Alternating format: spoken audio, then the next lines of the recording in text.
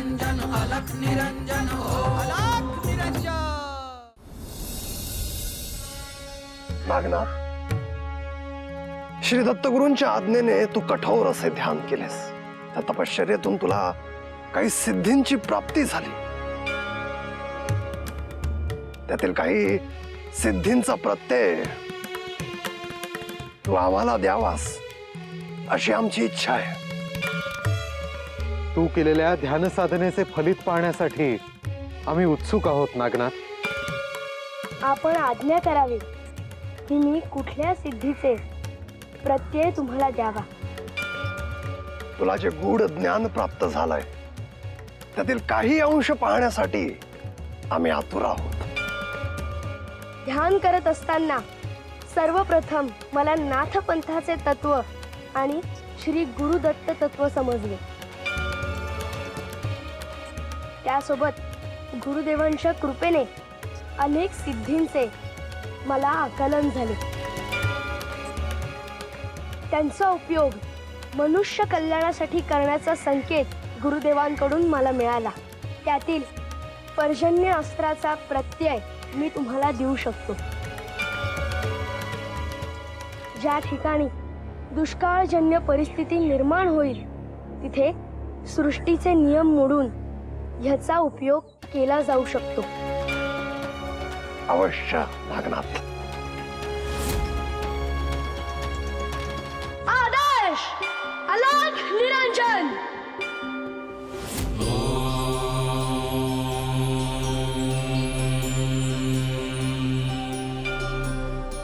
चैतन्य नागनाथाय नमो नमः।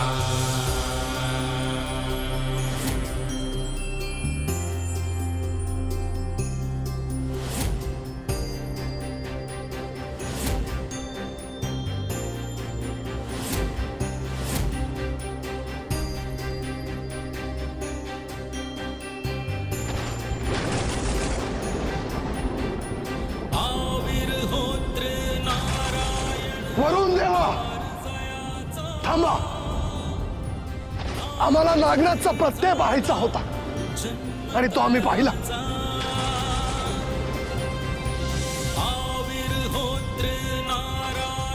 वरुण देवा, आपण प्रस्थान करावे। आदेश अलख निरंजन। वटवृक्षागर्भी योगी तू जन्म घेतला। अद्भुत नागनाथ, तू अजून काय शिकला? तू केला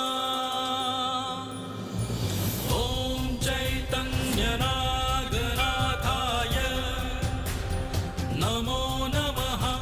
ओम चैतन्य नागनाथाय नमो। आवश्यकता असेल तिथे मी अग्निदेवांना पाचारण करू शकतो। त्यांना काही महत्त्वाचं कार्य करण्यासाठी सांगू शकतो। नमो नमः।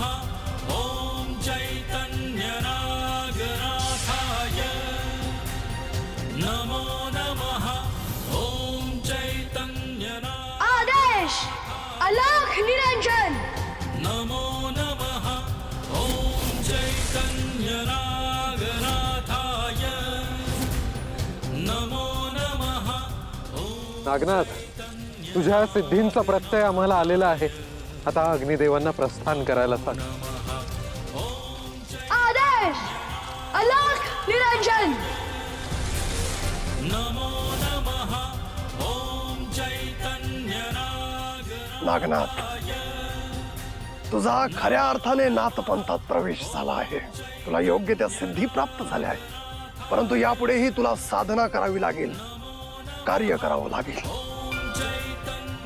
मी गुरुदेवांच्या पुढच्या आदेशाचीच प्रतीक्षा करतो आहे। हे केवळ बोलायला सोपे पण करायला नाही। मी आयुष्यभर या गावातील लोकांच्या भल्याचाच विचार केला। माझ्या बुद्धी चातुर्याच्या बळावर इतर नगरांमध्ये मला अधिक धन मिळाले असते, पण या लोकांसाठी मी त्याचा त्याग केला आणि त्याच्या बदल्यात या लोकांकडून मला काय वागणूक मिळाली? लोक माझ्या समोर तुझ्या पाया पडायचे. अरे एवढासा लहान मुलगा तुला लोक देव म्हणायला लागले. हा माझा अपमान आहे आणि म्हणून या सगळ्या लोकांसमोर मी तुला शरण यायला भाग पाडीन आणि तेव्हाच गप्प बसेन. पंगरप्पा, तुमच्या मनात चुकीची महत्वाकांक्षा आहे. हा मार्ग वाईट आहे. याचे परिणाम देखील वाईटच असतील.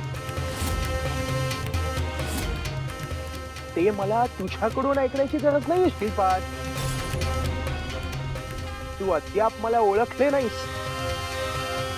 मी माझे संपूर्ण आयुष्य शास्त्र पुराणात घालवले आहे. आता लोकांनाही पाहू दे माझी शक्ती काय आहे ते.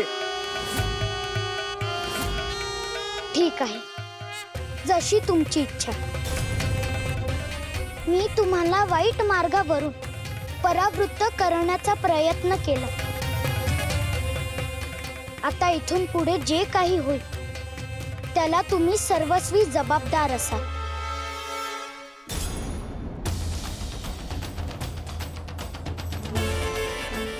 मी जबाबदार? अरे हात पाहशील श्रीपाद, लोक कोणाच्या पायावर माथा टेकवतील ते.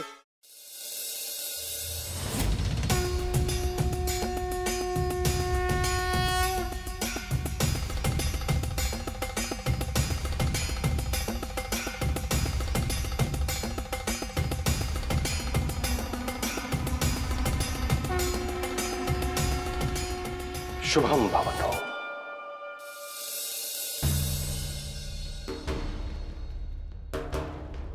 गुरुदेव, आम्ही वनातून भ्रमण करत असताना आता पाहिलं, इथे प्राण्यांची शिकार करणारी खूप मोठी टोळी आहे. ते सगळे संघटित आहेत. आतापर्यंत खूप जीवांची त्यांनी हत्या केली आहे. मला असं वाटतं की आपण त्यांना तात्काळ या वनातून बाहेर काढायला हवं. वन म्हणजे पशुपक्ष्यांसाठी त्यांचे घर आहे, पण त्यांना त्यांच्याच घरी भय पांघरून राहावे लागते आहे.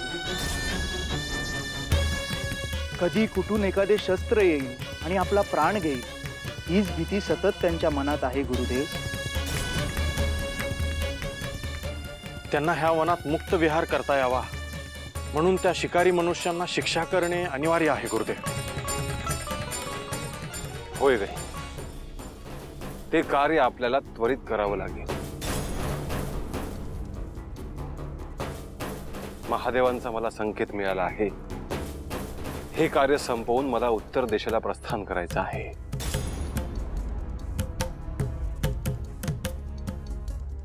गुरुदेव, असं अचानक? महादेवांची तशी आज्ञा झाली आहे. मग आमच्यासाठी पुढे काय आज्ञा आहे गुरुदेव? गुरुदेव, आपण उत्तर दिशेला एकटे जाणार आहात? अद्याप तरी मी त्यावर निश्चित असा विचार केला नाही गोरक्षा. क्षमा असावी गुरुदेव, परंतु जर तुम्ही जाणार असाल तर मी देखील तुमच्या सोबत येईल. आम्ही सोबत नसताना आपली सेवा कोण करणार गुरुदेव? आपण ते पाहूया. आधी इथल्या वनातल्या मुख्य जीवांना भयमुक्त करूयात आणि मग पुढील प्रयोजन करूयात. आज सूर्यास्त होईपर्यंत वनात असणाऱ्या त्या अतिरेकी मनुष्यांना आपण बाहेर काढूयात. गुरुदेव, अवश्य. होय गुरुदेव, कारण त्या शिकारी टोळीला आपण इथे आलो आहोत अशी चाहूल लागली आहे. अवश्य. हे कार्य आजच पूर्ण होईल.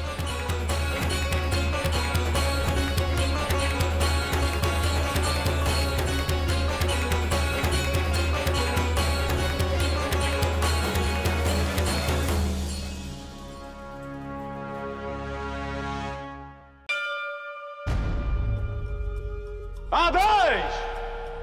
आलोक निरंजन!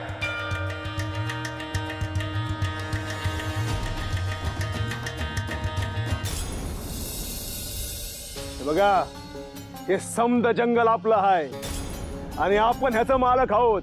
त्यामुळं इथं असलेलं झाड, जनावर, पक्षी या समद्यावर फक्त आपला अधिकार आहे. तेव्हा आपल्याला कुणी येऊन सांगायची गरज नाही की जनावर मारू नका आणि इथून निघून जा म्हणून. एक गोष्ट ध्यानात ठेवा, काय बी झालं तरी आपण आपलं काम बंद करायचं नाही. पर मालक, आमचं एक डाव ऐका. मला वाटतं आपण त्या साधू बुवासनी भेटायला पाहिजे. तुला एकदा सांगितलं नव, ना काय त्यासनी जाऊन भेटायचो नाही म्हणून. कोण कुठला तर साधू आलेत आणि म्या काय ऐकायचं त्यांचं. हो पण मालक, ते काय करू शकतात हे आम्ही आमच्या डोळ्यांनी बघितलेलं आहे. तुम्ही त्यांचा विचार करण्यापरीस तुम्ही तुमच्या पोटाचा विचार करा. आपण हत्ती मारतो, वाघ मारतो, त्यांचं दात, त्यांचं कातडं नगरात पाठवतो म्हणून नगरातून आपल्याला धन मिळतं या. त्यातनच तुमच्या पोटाची खळगी भरती या. असं कोणत्या साधू बुवाचा ऐकाय जातात आणि उपाशी मरत्यान. वय, पर आम्हाला भीती वाटते. ते साधू बुवा काय बी चमत्कार करू शकतात. हं, अरे ते काय करत्यान आणि आपण का नुसतं बघत बसणार आहे वय. आणि जर येळ आलीच तर ज्या कोयत्या, कुऱ्हाड आणि तलवारीनं आपण जनावर मारतो ती त्या साधूवर बी उगारू शकतो या. हनप्पाला या जंगलातून हाकलून लावणं एवढं सोपं नाही. अरे आपण सिंह, वाघ मारतो या, तर हा साधू काय आहे.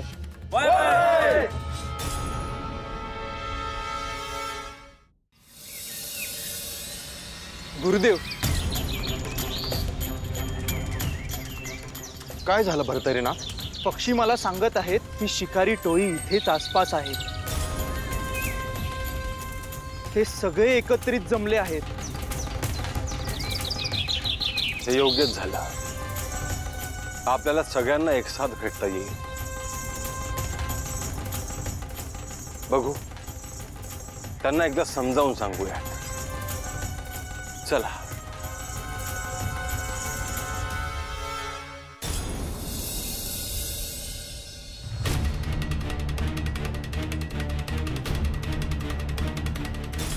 आदेश, अलक, निरंजन.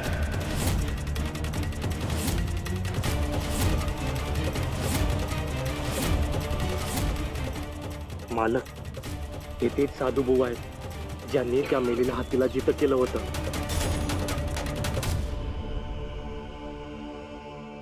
म्हणजे हेच आहेत का ते ज्यांनी मला भेटाय बोलवलं होतं. या म्या हाय धनप्पा, आलो तुमच्या मोर. मला काय म्हणायचं ते. धनाप्पा, तू माझे गुरु श्री मच्छिंद्रनाथ यांच्याशी बोलतो आहेस.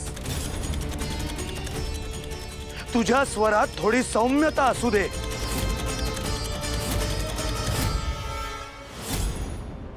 गोरक्ष, आम्ही तुम्हाला सांगायला आलो आहोत, तुम्ही थोड्याशा धनासाठी वनातील प्राण्यांचे जीव घेता.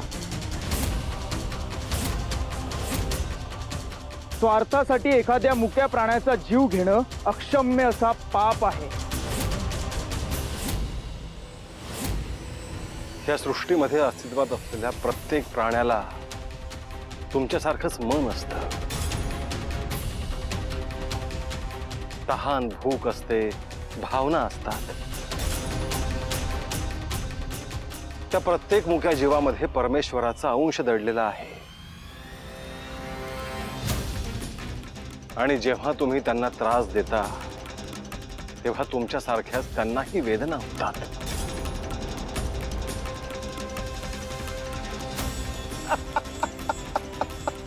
एवढा समजा विचार आम्ही केला तर आमच्या भुकेचं काय होईल. आम्हाला बी जगायला धन लागतच की.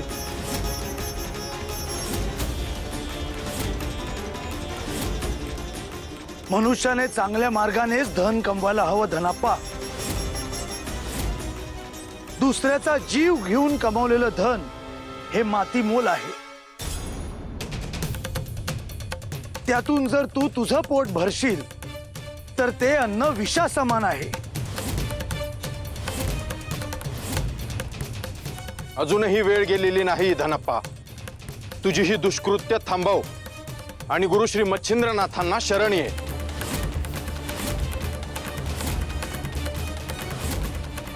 या शरण येणं म्हणजे म्या माझ्याच पायावर कुऱ्हाड मारून घेतल्यासारखं आहे. धनप्पा, तू जितकी दुष्कृत्य करशील तितकंच तू स्वतःच्या पायावर कुऱ्हाड मारून घेशील. नाथपंथ हा सज्जनांसाठी जसा कनवाळू आहे तसाच तुझ्यासारख्या दुष्टांसाठी अतिशय प्रखर देखील आहे. त्यामुळे तुझा हेका सोडून दे आणि हे वन सोडून निघून जा. आजवर तू ज्या मुख्या जीवांचा प्राण घेतला आहेस त्यांची मनापासून क्षमा माग. या शस्त्रांचा त्याग कर आणि इथून तुझ्या गावात निघून जा. तिथे जाऊन सन्मार्गाने धन कमाव आणि पोट भर. तेच तुझ्या भल्याचं आहे.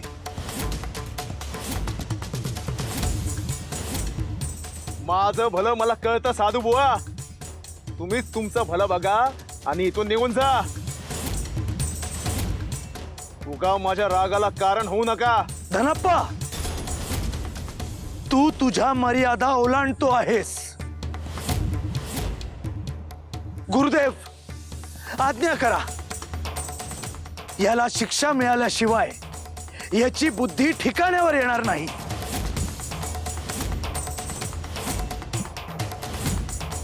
धनप्पा, तुला आता हे शेवटचं सांगणं आहे. उद्या सूर्योदयापर्यंत वेळ तुझ्याकडे आहे.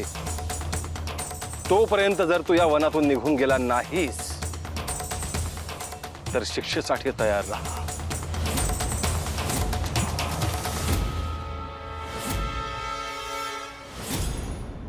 उद्या कशाला? जे व्हायचं असेल ते आत्ताच होऊ द्या.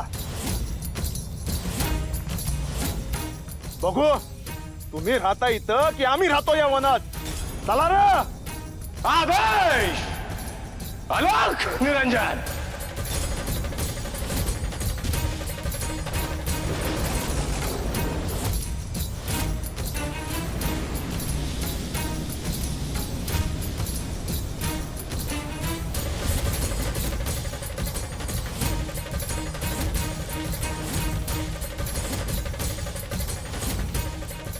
भरतरी,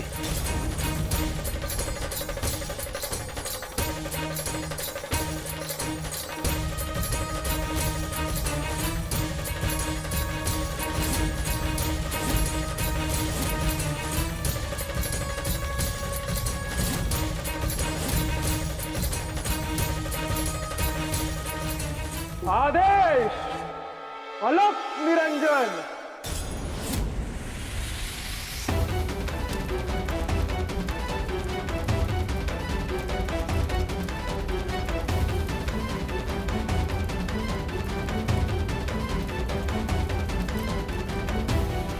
आता यातून तुमची सुटका नाही.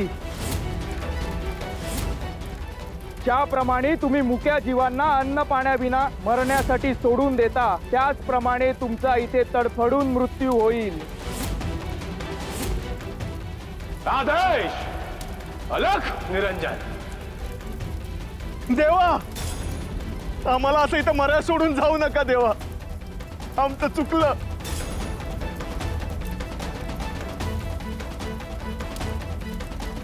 आम्ही तुम्हासनी हात जोडतो. आम्हाला माफ करा देवा. देवा, आम्ही तुम्हाला ओळखलं नाही. या तोंडाने तुम्हाला रोंगाळ बोललो. आम्हाला माफ करा.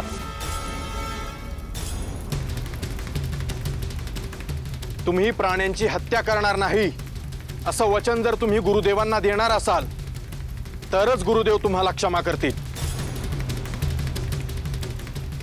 देवा, देवा आमचा शबूत आहे. ह्यामुळं कोणत्याच प्राण्यावर आम्ही हत्या उगारणार नाही. जमल तसं त्या प्राण्यांना जपू, पण त्यांना त्रास होऊन द्यायचं नाही.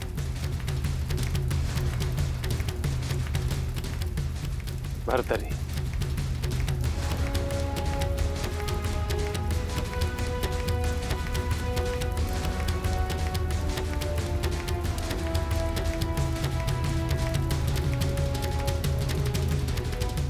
आदेश अलक निरंजन.